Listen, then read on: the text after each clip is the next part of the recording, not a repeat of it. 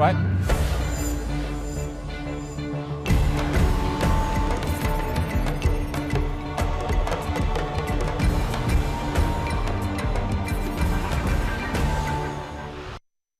Hello and welcome to Africa Today. I am Mike Okwoche.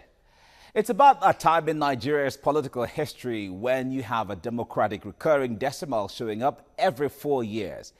Since 1999, the upcoming general elections have never been this keenly contested between the ruling party and a new revitalized opposition.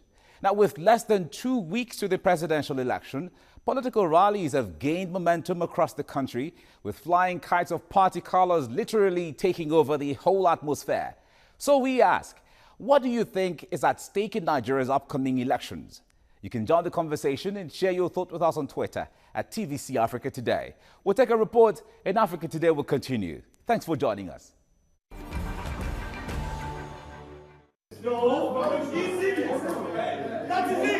It's billed as a diaspora debate on the 2015 presidential elections, and some audience members in Tottenham in London didn't hold back their opinions. I want to ask that man who accused me wrongly. Are you corrupt? You have to answer me. Issues of corruption, security and infrastructure are high priorities for Nigerians in the country and here in the UK. How will the leaders of the ruling PDP party or their main opposition, the APC, change Nigeria for the better if they win the election next month? I asked, why have they so far failed to curb corruption? The problem is that corruption in Nigeria did not just develop overnight. It is something that it's been a part and parcel of Nigeria, and as a result of that, people see it as they are trying to shift the blame on the current government. The APC is quite clear. It is zero tolerance to corruption. And that means that all institutions of state that are in existence now will be revamped and made to work. It will ensure, that is what clearly what we have said in our manifesto, that the anti-corruption body will be made to work. Many also want to know why the current PDP government hasn't acted more decisively in rescuing the Chibok schoolgirls kidnapped by Boko Haram last year. Regarding the girls, it's such a very, very complex situation. Do we just go in there, drag them out? There are serious issues to contemplate here, because there is no way you can go there, drag those girls out without having human casualty. When APC gets to power, it's clear what they will do about Boko Haram. Boko Haram will be attended to the way it ought to be attended to. All the security forces will be looked into clearly. Their conditions of services will be made comfortable and convenient enough for them to do their job, because our men of the armed forces are honorable men. They want to fight and want to destroy Boko Haram, but they do not have the requisite facilities to do so. So they will be funded. Nigerians here in the UK can't vote, but they can make their views known at events like this and on social media. And their views may yet have an influence on who wins the election on February 14th. Joyce Ohaja, TVC News, London.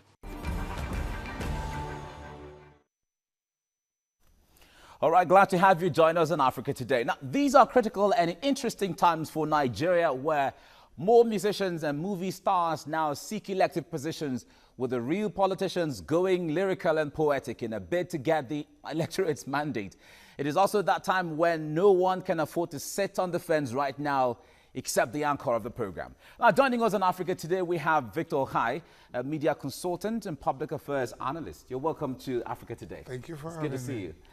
And we also have Biodun Shomi. He's also a media executive as well as a consultant as well. It's good to have you on Africa Today. I'm pleased to be here. Thank you. All right, let's start it this way.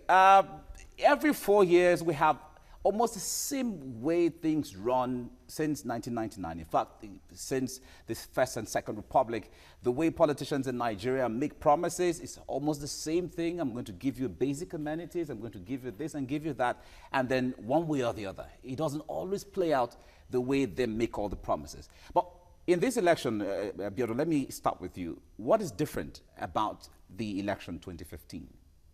Yeah, the election coming up in 2 weeks' time, starting in 2 weeks' time, is totally different from what we've been having in the past.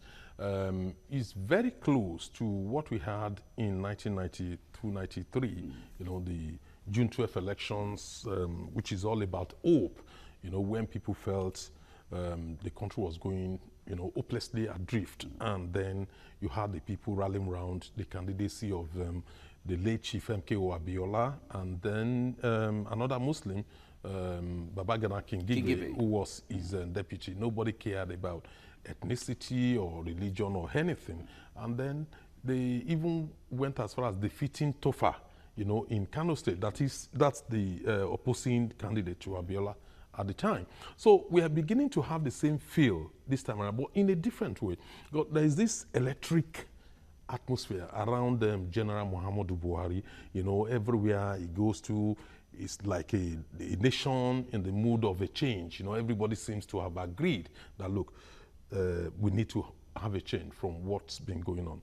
A lot of it also informed by the incumbent, because the way the incumbent started the campaign was what actually helped to persuade so many, you know, people who otherwise would have sat on the fence and said, look, I'll wait till the last minute before making up my mind.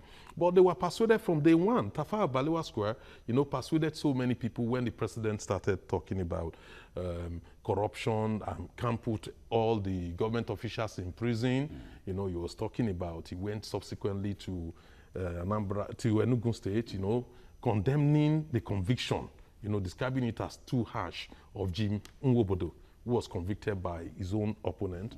And then he went as far as again saying that, look, the prison in another place again, that he was not going to build prisons, that I'm going to build primary and secondary school. That was shocking to so many people, because it's not just about not wanting to build prisons, you know, to keep criminals in prison.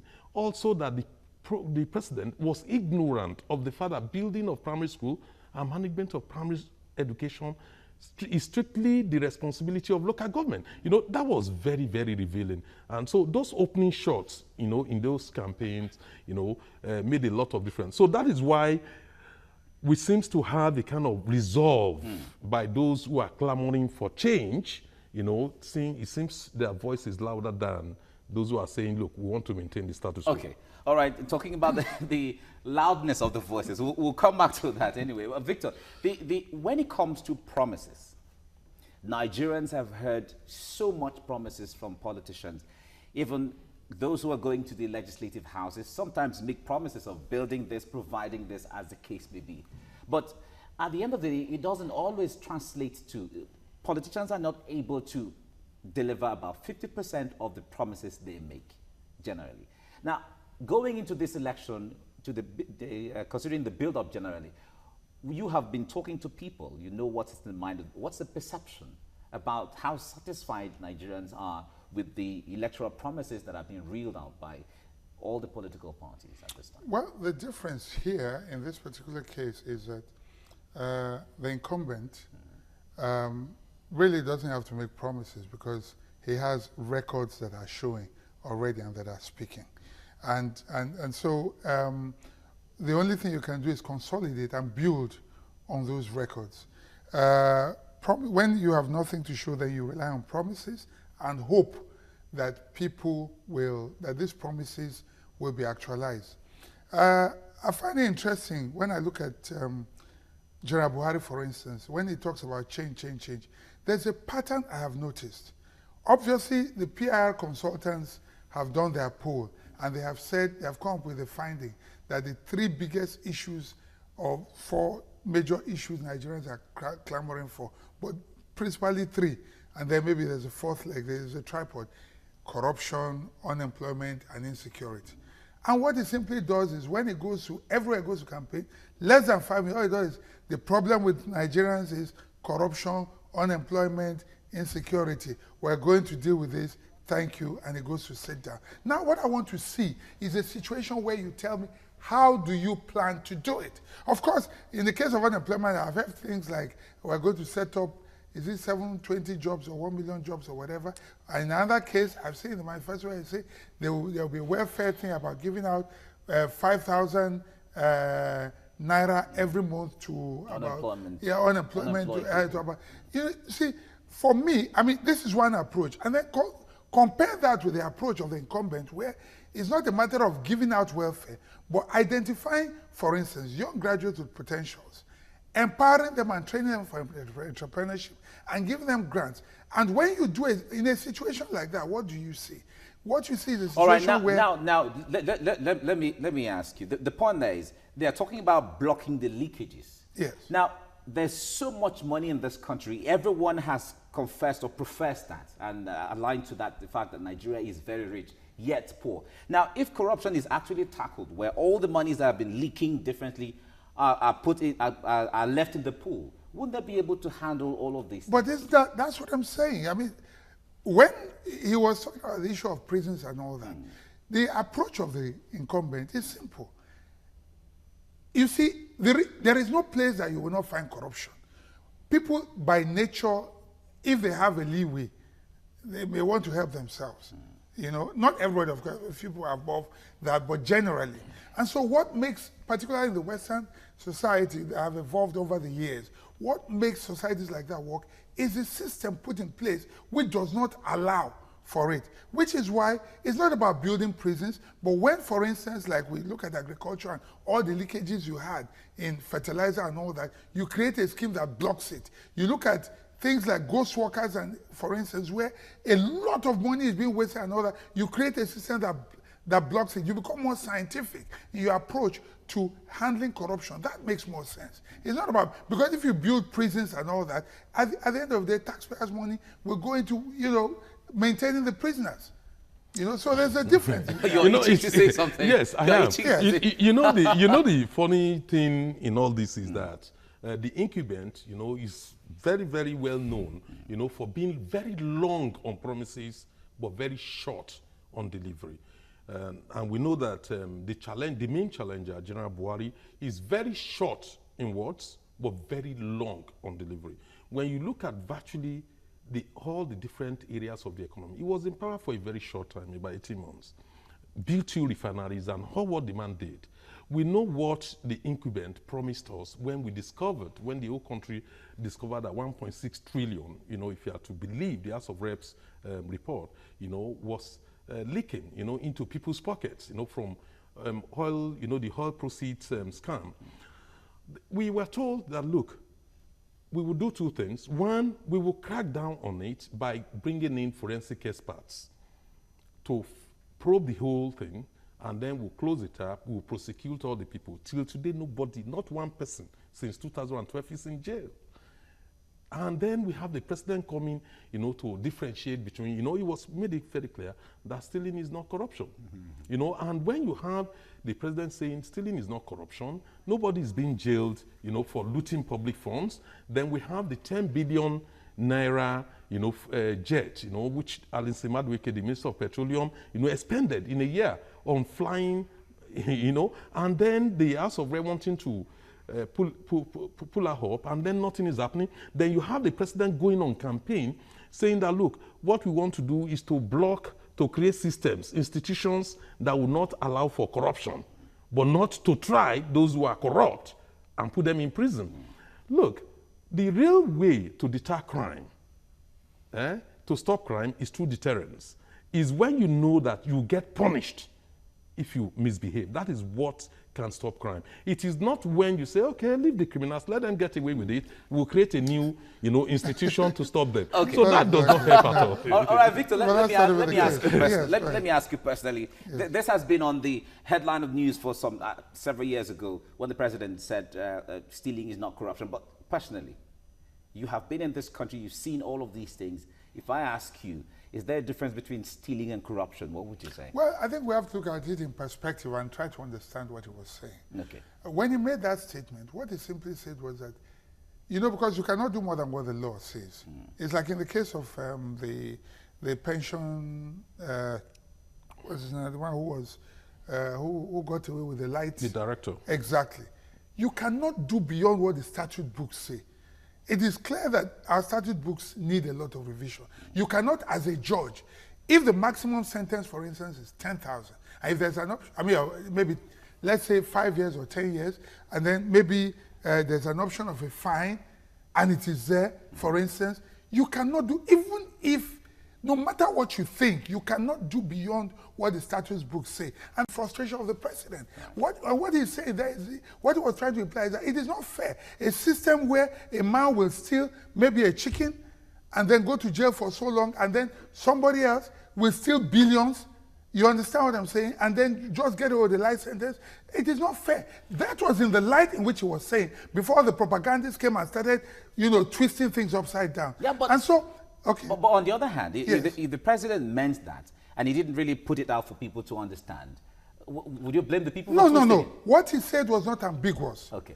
It was the interpretation of the cacophony in the media, in the opposition media. All right. That made it seem like that. We'll come back. We'll But come that's back to the this. truth. We'll come back Yeah. to this. We'll come back to this. Now, since Nigeria returned to civilian government in 1999, the People's Democratic Party has ruled the country amidst a not so effective challenge from the opposition. But with the formidable alliance in the All Progressives Congress, is this the end of an era and the beginning of another? We'll wait to see. We'll go on a quick break, and Africa Today will continue. Stay with us. Come February 14th, incumbent Nigerian President Goodluck Jonathan will square up with main opposition party candidate Muhammadu Buhari in an election to determine who rules the country in the next 4 years. Would it be Jonathan or Buhari? Watch TVC News as we follow both candidates' campaign trolls in the lead up to the elections. TVC News.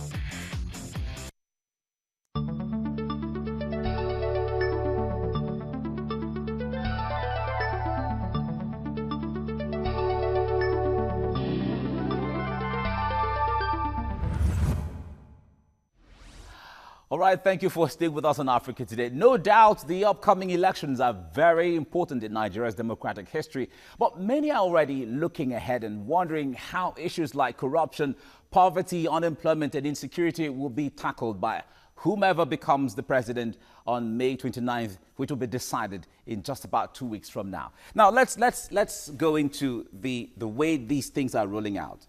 It seemed to be very visible that the PDP and the APC are the main party here. There are so many other parties contesting for the presidency, but we don't get to hear them.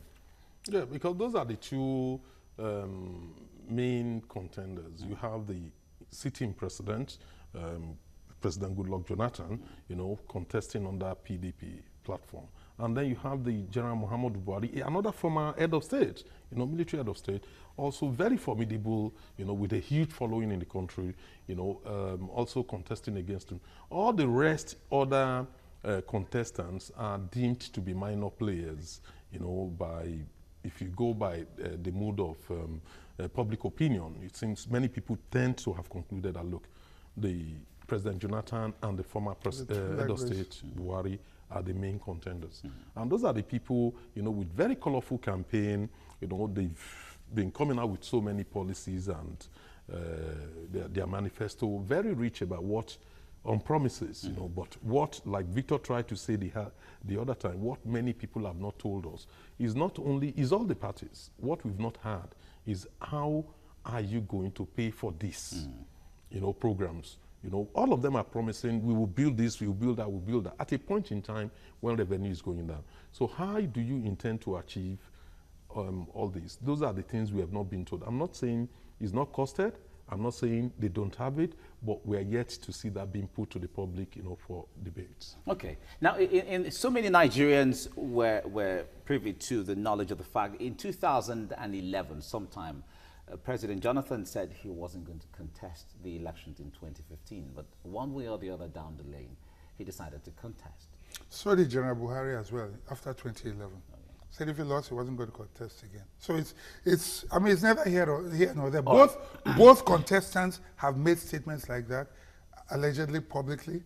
So it's not, that is not an issue. All right, no, so what does there's an issue there. No, there's no issue. What does this leave in the mind? Mike. No, hang on. Victor, there's an issue. Let me tell you what the issue is. Both of them made Look, I know, I agree with you. Both of them did, but there's an issue. There's a clear distinction.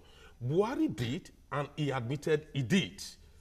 Jonathan did. I have the tape. The whole country has the tape. He said it, NTA, all these people. But Jonathan has not denied. That's the issue. Can you really trust Mr. President? Buhari did, He promised not to contest again. He accepted he did promise. All right. Yes. Let's but see. the president is even denying it. No, That is the worst part. All right. Let's see No, from he this changed his perspective. mind. Let's see from this. changed his mind. It's not about. It's not about. But that's a change. Let's see from a new perspective, not necessarily about Buhari or even Jonathan, as the case may be. We're talking about politicians in Nigeria now. Yes. We're talking about the electorate and Nigerians themselves generally. If the two men promise not to contest again and they change their mind, why should Nigerians trust them? Well, the same Nigerians have asked them to contest, and I think that's enough. Both of them have supporters, massive supporters across the divide, and Nigerians have asked them to contest. So they are responding to the calls of the people. Is that right? No, simple. That answer was, it sounds political. I don't know about being political.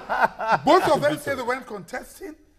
Victor. And both of them have supporters Victor. who want them back, and that's enough for me. Victor. No, but on the other hand, I don't want to be seen. Certainly, I cannot support any candidate. We're talking about Nigeria here. Are you sure you'll exhaust all the topics you have at this? No, we have, of course. We are talking about this is Nigeria. settled. Let's move on. This matter is settled. Let's move to the next question. It's all right. Yeah. Now, however, the one other thing I want us to look at generally is the issue of security in the Northeast. Now, the election in the North, the atmosphere of the elections in the Northeast will not be the same as other parts of the country. Now, what impact would that have on the perceptive credibility of the elections or outcome of the elections in that part of the country? Oh, yes. The laws in Nigeria, the laws are very clear. Whether you look at the Constitution or the Electoral Act, what you need is substantial compliance, with that. In any case, there are issues around people being able to vote and also being able to vote with their PVC, the permanent voters card. We've had issues. INEC has not been able to deliver the PVC in time, but now they have made huge progress. More than 80% of the PVC, according to INEC, are now in the country, and people are able to pick it up till February 13, which is brilliant. That's a good idea. And also, INEC has gone to the extent... 13 or 8? Or February, whichever. February 8. Yes, now, 8th of February. Yes. INEC has gone to the extent of going to the camps where the IDPs are, the internally displaced people. They've put a system in place to ensure that they will be able to cast their vote.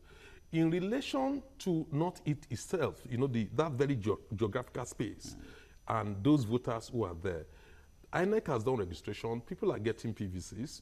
I'm not sure whether everybody will be able to vote or everybody will have the PVC. Then again, it depends on security services because it's their responsibility, to ensure that the climate is right for people to be able to exercise their franchise. That is, the onus is on the president of the country to deploy the military, to those areas, to ensure that Boko Haram is kept at bay, and then people can then vote. We shouldn't think about whether the election should be postponed. The simple reason is this. In Afghanistan, they voted, in the midst of war with NATO, with the US. In Iraq, they voted in the midst of war, NATO against, Saddam Hussein and all that, the insurgents, there. In so many other countries, voting were taking place, and therefore, the issue of whether we should not vote, we should vote. Postponing that election will not help anybody. At the end of the day, one thing we need to remember is this, is not even all voters in areas where not affected by the insurgency that will cast their votes, because for a different reason completely, people are getting disenchanted. With politics, people feel they've been shortchanged, by successive, over the years, of PDP government for 16 years. So Nigerians genuinely are saying, look, we've had enough, we want to change. And therefore, there are those who are saying, well, I'm finished with politics, I'm not going to vote. So there are those people. So in reality, you will never have everybody voting. Okay. But in terms of compliance with the laws in the country, we only need substantial compliance, with the Electoral Act. All right, Victor, what kind of leader are Nigerians looking forward to? It doesn't matter APC or PDP as the case may be, but who is that leader Nigerians are looking for? What this country needs right now is a leader that is very accommodating, that is tolerant, that will not be a dictator, a leader that will allow the press to and citizens generally to be able to express themselves, and there'll be no clampdown. A leader that is visionary, that will provide an atmosphere for businesses to flourish, for, how do I put it now? Yeah, that will create an atmosphere for businesses to flourish generally. All right. That's kind of thing that we need to do. Show me, I'm going to ask you the same question generally, because a lot of Nigerians seem to have different perspectives to all of these things. But in your mind, generally, what kind of a leader are Nigerians looking for? I think the first thing Nigerians are very, very concerned about is the issue of corruption. They want a leader who will take a tough stand against corruption. The Nigerians are also worried about crimes and insecurity. They want a leader that can guarantee or assure their security and who will be tough on crime and also tough on the causes of crime. They want a leader who they can trust, who is short on words, short on promises, but long on delivery. Those are the kind of people they want. They want a leader who will respect their human rights, which is correct. We have the institutions now, to ensure that whoever is there would have to, respect people's rights. So those are the things they want. They want security. They want a leader who can, create employment for the teeming millions of our youths. Those are the things that... All right, Biodun Sholmi, thank you for coming on Africa Today. Thank you. And Victor Hai, thank you very much for coming on Africa Today. And we wish you all well as we get set for the elections in Nigeria. Now, it's about 12 days or so to the moment of that ultimate decision for Nigerians to exercise their franchise by voting for a candidate of their choice, irrespective of religion, party affiliation, or ethnicity. But with the level of desire for a better nation among citizens, many are hopeful that the upcoming polls would not be business as usual. And that's our show for today, but don't forget to follow us and join the conversation on Twitter at TVC Africa Today.